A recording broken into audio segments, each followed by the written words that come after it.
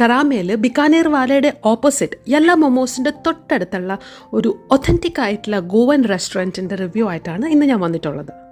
ഗോമന്തക് എന്നാണ് റെസ്റ്റോറൻറ്റിൻ്റെ പേര്.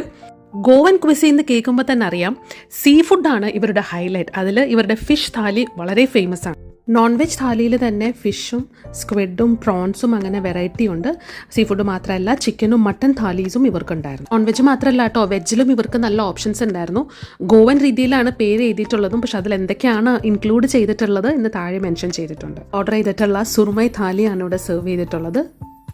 താലിയിൽ white rice ആണ് വരുന്നത്. അതിൻ്റെ കൂടെ 2 ചപ്പാത്തി, ഒരു വലിയ പീസ് ഫിഷ് ഫ്രൈ, ചപ്പാത്തിയുടെ കൂടെയുള്ള ഉരുളക്കിഴങ്ങും ഗോബി ഇട്ടിട്ടുള്ള ഒരു കറി, പിന്നെ ഡ്രൈ ഫിഷിൻ്റെ ഒരു റോസ്റ്റ്, ഒരു ഫിഷ് കറി, പിന്നെ ഗോവൻ ഒത്തൻറ്റിക് സ്റ്റൈലിലുള്ള സോൾ കടി, കുറച്ച് വെജിറ്റബിൾസ്, പിന്നെ ഒരു ചമ്മന്തി.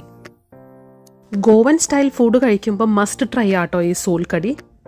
സുറുമൈ ഫിഷാണ് ഞങ്ങൾ ചൂസ് ചെയ്തിരുന്നത്. അത് ഒന്നെങ്കിൽ തവ ഫ്രൈ ആയിട്ടോ അല്ലെങ്കിൽ ഗോവൻ ഒത്തൻറ്റിക് രീതിയായിട്ടുള്ള റവയിൽ ഡിപ്പ് ചെയ്തിട്ടുള്ള ഫ്രൈയോ നമുക്ക് ചൂസ് ചെയ്യാം കേട്ടോ. ഇതിപ്പോൾ റവ ഫ്രൈ ആണ്. ഇത് ക്രാബിൻ്റെ സുക്കയാണ്, താലിയിൽ വരുന്നതല്ല, സെപ്പറേറ്റ്ലി ഓർഡർ ചെയ്താണ്. ലഞ്ച് ടൈം യൂഷ്വലി നല്ല ക്രൗഡഡ് ആയതുകൊണ്ട് തന്നെ കുറച്ച് നേരത്തെ പോകുന്നതായിരിക്കും നല്ലത്.